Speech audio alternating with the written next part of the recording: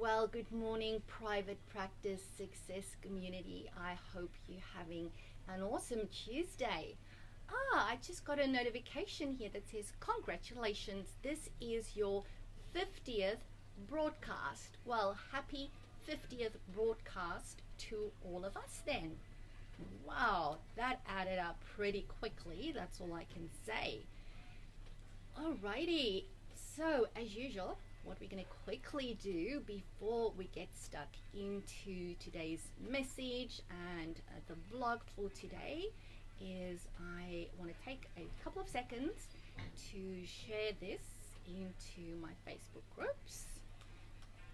Reason being that Facebook will only advise you that I'm live if you've actually clicked follow. So if you do love these vlogs and you want to be one of the first to join when I get on, make sure that you actually click that. There we go. Make sure that you actually click follow, and then you will be notified when I go live. Okie doke, so that has been done. And I see we've got two people with us. Hi Monique, thanks for joining me. And I just realized now that I'm looking at myself on camera that I am committing a mortal sin when it comes to being on camera by wearing vertical stripes. I've actually attended a lot of formal training on media and publicity workshops and how to do all of that stuff, and this is a no-no, but yeah, we're just gonna go with it. Anyhow, before we get stuck in, I wanted to say thank you for everybody that commented, that liked and loved and shared my post of yesterday. Yes, it was a bit more of a personal post that I normally share, so it was really great that it was so well received and that it resonated with a lot of you. Also, before we get stuck into today's message, I just want to take a moment to acknowledge, of course, that today is Anzac Day, a really, really important day in the lives and the history of all of us as Australians. And, you know, our thoughts, our prayers, our thanks, our gratitude is with all the veterans, past and present, and as well as their families. I must say I'm lucky, I guess, in that I don't have a close family member that's ever been to war, but as a clinical psychologist, as a practice owner whose one practice is a dedicated trauma center, we work with a lot of war veterans. We do a lot of work for DVA. We specialize in, well, not specialize, we can't use that word, but you know, that is what we do. It's our niche interest area in terms of going that we love working with. We are really highly skilled, experienced in helping people with PTSD, and I've not only seen a lot of people with trauma but also their families, and the effect of it is really wide. And when I listen to the stories that the clients tell me, I'm always left with a sense of gratitude for the sacrifices that people have made for us, and especially also for me as a migrant. Sorry, my neighbor's working in his garden. I might need to move inside. And the sacrifices that our soldiers have made for not only you know, people born in Australia, but also for us as migrants coming into the country. So thank you for that. Alrighty, let me know if anybody can comment here and let me know if this noise is distracting. The thing is, when there's a public holiday, the dogs are normally barking more, people cut their lawns, and the neighbor seems to be busy in his shed here in the backyard, which is okay. So please just let me know if it's becoming annoying, and then I can move somewhere else, because I also don't have my speakers in. Hang on, let me put that in. This should make it better in terms of limiting the noise that comes in. Alrighty, so today's topic is numbers and marketing. And the reason why I decided on this topic, more dogs barking, because there's people with their dogs taking their dogs for a walk past our house, and when that happens, our dogs go crazy and the neighbors' dogs go crazy. That's just what happens. Anyhow, So numbers and marketing. And the reason why I came up with this topic is because I actually had a management team meeting yesterday. So every 2 weeks or so, I get together with my management team, and once a month, so it's almost like every second or third management team meeting, we have a specific focus on money. Okay, so the finances of the practice, because the practice is first and foremost a business. And what we do during that meeting is we look at our key performance indicators, specifically the ones that apply to the finances within the practice. All right. Just want to have a look, please. I don't see any comments from anybody saying that it's annoying. Please let me know if the dogs are bothering you. Yeah, so that's what we did yesterday. So things that we look at is stuff like what was our monthly sales in terms of income that came into the practice every month. We look at what is our average session fee. We look at number of appointments that were booked, or not booked but attended. We look at our room usage. We also look at number of new referrals received to the practice. So it's around about 5 really key KPIs that we look at. And it was really interesting. So what we do, I actually have a whiteboard in my home office, and we've got for every month of the year, we've got the list of KPIs, and we've got January, February, March, April, May until December. I've got one at the top for Logan Home Practice, and at the bottom my Kapalaba practice. So what we do is we track so that we can see how that goes. Tracy, that does my accounts, she's really good. She puts that all in Excel, but I'm a very visual person, so I like to see it on the board, which is why I make them put it up there for me. So when they arrive on that Monday morning, when we're doing our finance meeting, they have to, the first thing they do is they come in and they complete Gerda's whiteboard, so that Gerda finds it easier to analyze the numbers rather than looking on a computer. I guess I'm just a bit old school when it comes to stuff like that. And it's always good to look at it, and the more months you do, and the more months you've had in the past, it starts to allow you to start comparing things. And it's really important to compare. How are you doing? Let's say, how did you do this quarter, January, February, March, compared to January, February, March of last year? For example, what we found is that at the one practice was doing consistently more sales every month than last year. Now that's really hard to almost believe, because when you have a 7-figure practice, there's not a lot of margin for improvement, unless of course you increase your average session fees, or you go to a bigger location where you've got new rooms, which is not on the cards for us. We won't be doing that.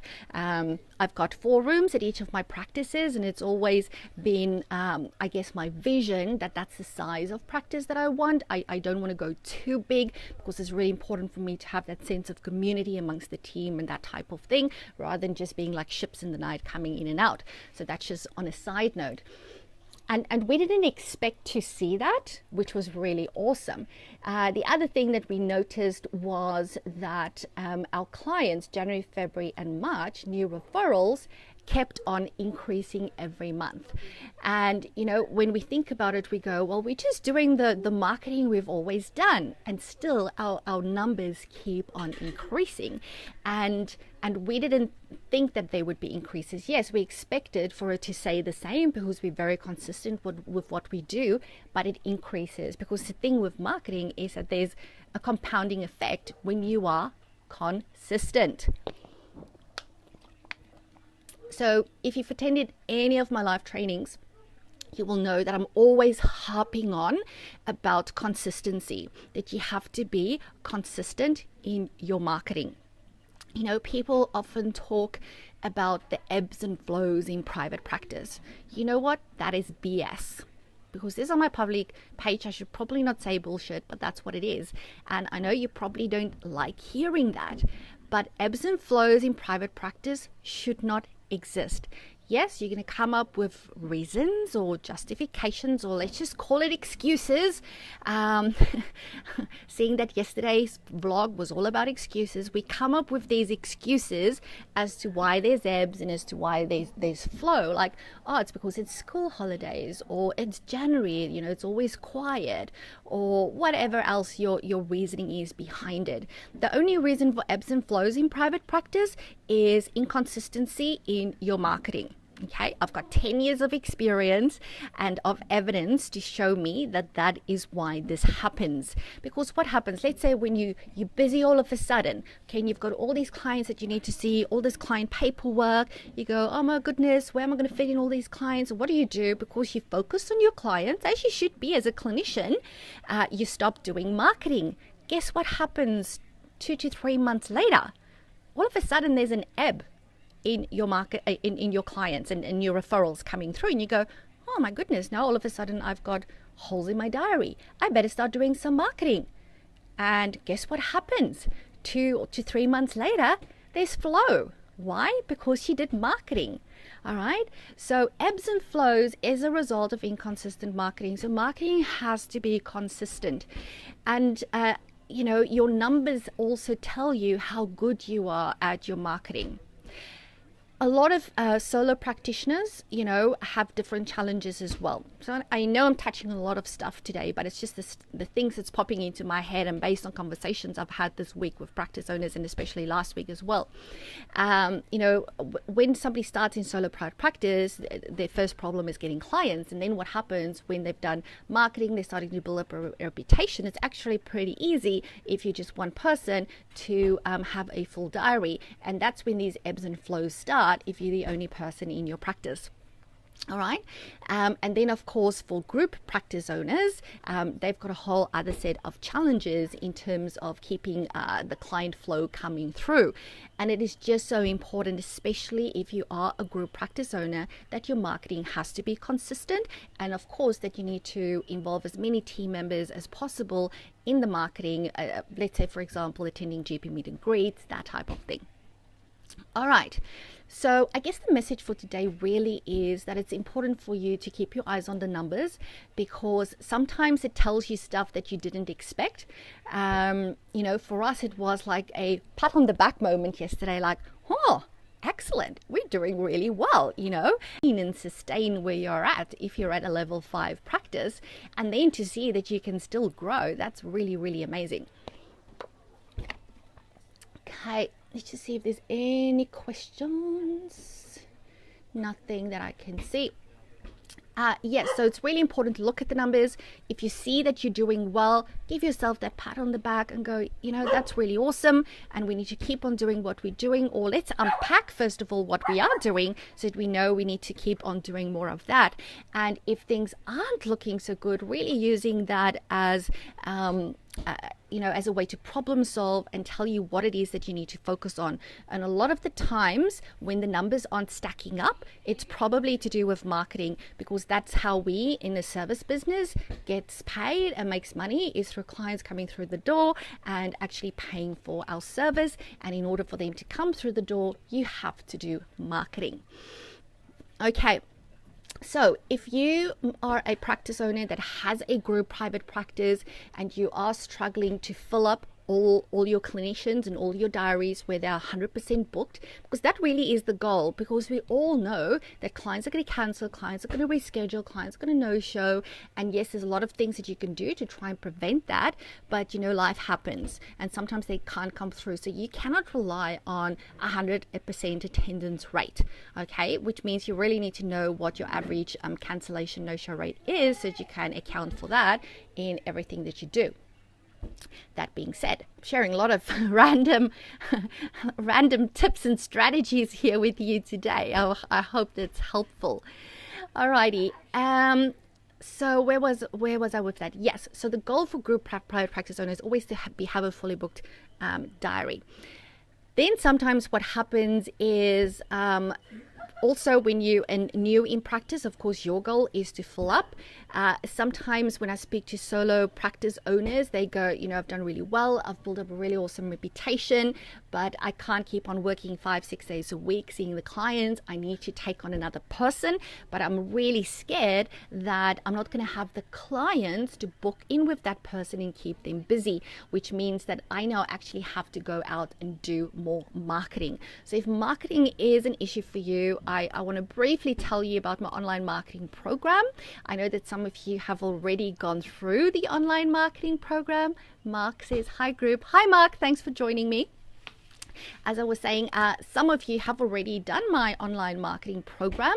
And the reason why I wanted to raise it today is that it actually starts on the 8th of May. We've got some participants already, but we do have places left. And this is really a unique opportunity to learn the type of marketing that I do at my practice, the Psych Professionals, the type of marketing I do to keep the diaries of 2 group private practices full 100% of the time.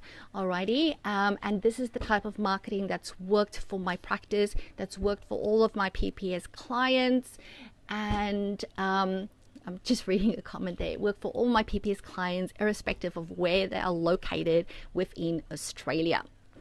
All right, so the online marketing program is an 8-week online marketing course. How is it delivered? You get the content emailed straight to you. You can watch it in your own time. So there's a video, there's audio, there's PowerPoint slides, and there's handouts, and a lot of other stuff that goes with it. So that goes for 8 weeks. You also have an hour with me every week where we do our weekly Q&A that happens in our special Facebook group for everybody that is doing the online marketing program. So that really helps you to go through the content, send me all your questions, or you rock up live and I answer that live for you, and we make sure that all your questions are answered. Now, also what I should say, because this is always a question that I'm asked, you do get professional development points for doing the online marketing program, and you get 40 hours at the end. So you will receive a certificate via email within 2 weeks of completion. Now, if there's any of you that have actually done this program that would like to comment and leave a note on how you found it, how it was helpful to your practice, that would be really, really great. So the online marketing program is a premium level program, guys, which means that you only need to express interest in it if you are happy to do the work that goes with it. It is intensive. You have to do the work. Okay, you're getting a certificate of attendance and of completion for this program, and for you to get return on your investment, you need to be willing to do the work. You need to think about yourself, how committed you are to getting the marketing sorted at your practice, at getting a system, a process around it, in terms of how you need to do that, with, of course, with the support of your team, especially when you are a group practice owner. All right. Monique says, how many hours a week do you allow for your team to have non-client time to work on other things? Well, Monique, that's up to them. So all the clinicians that I engage at the practice are subcontractors other than my principal psychologist. So my principal and my provisionals, they are the only employees at the practice. All the other clinicians are subcontractors, which means that I subcontract them to see a certain number of clients. When they do their reports, their phone calls, or whatever else they need to do, that's up to them.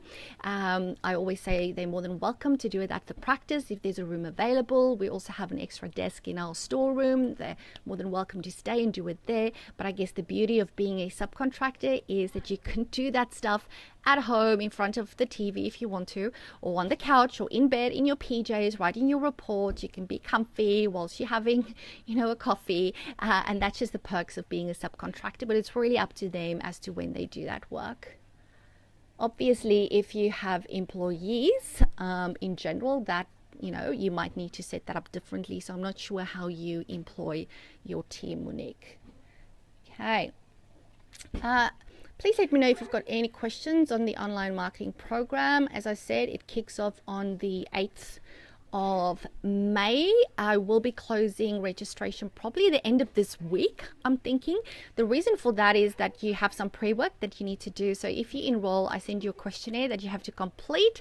You send it to me. I then score it and interpret it, and I then plot for you based on the 5 levels of private practice development and based on the 15 markers for every level, I plot for you exactly where your practice is at, and that really acts for you as a roadmap for where you need to take your practice to take it to the next level and to ensure sustained long-term growth for your practice. And it's really the basis of the course, because I try to also individualize the support that I give you throughout the 8 weeks. One of the highlights, I guess, that the people that attends tell me is when, I think it's module 5, I suspect, when we look at the quarterly marketing plan. So what I do during that module is I take you through and I gift you a quarterly marketing plan that we've actually used at the Psych Professionals. Now just imagine that.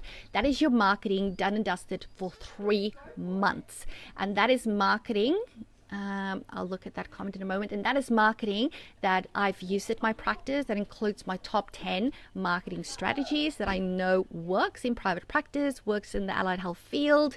And it's all set out for you. It's so easy. If you had to go to a PR or marketing consultant or firm to do this, they'll probably charge you $3,000 just for the initial research and another $3,000 for the actual plan. That is what just this one handout and this one module is worth. Obviously, your investment to do this is not even close to that. So if you are interested, what I will do, I will leave a link in the comment section. Please let me know. I can send you all the information. It is on my Gerd Amala website. I just don't know out of the top of my head what the / whatever name is.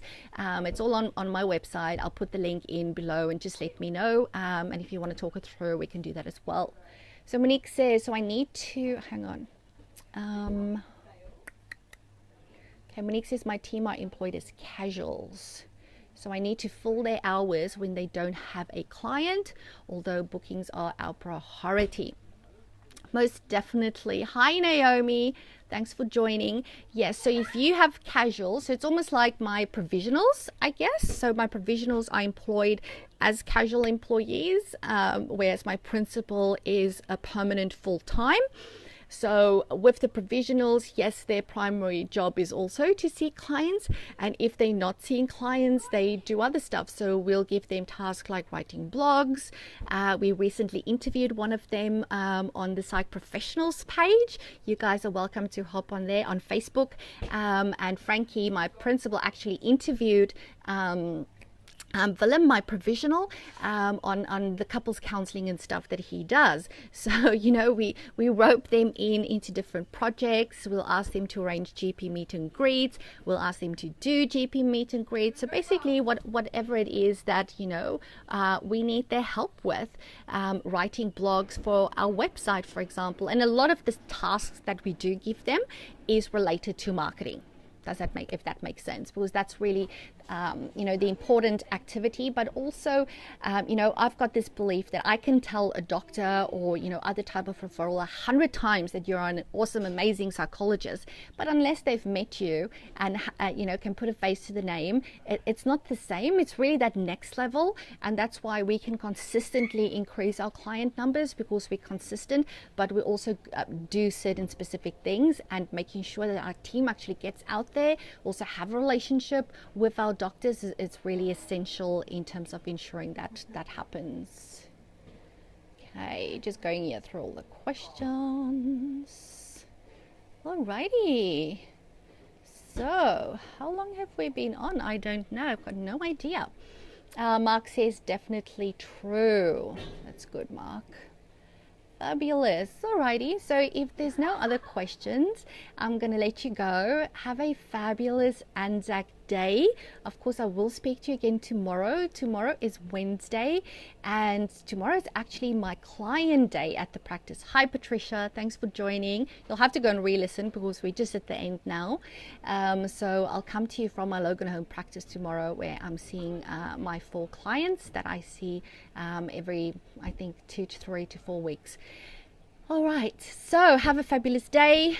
please keep on having this conversation. I always come back to commenting on any other comments, especially if you're watching this as a recording. And remember, everyone, all you need to do is say yes to having your very own ultimate level 5 private practice. I will speak to you all again soon. Bye for now.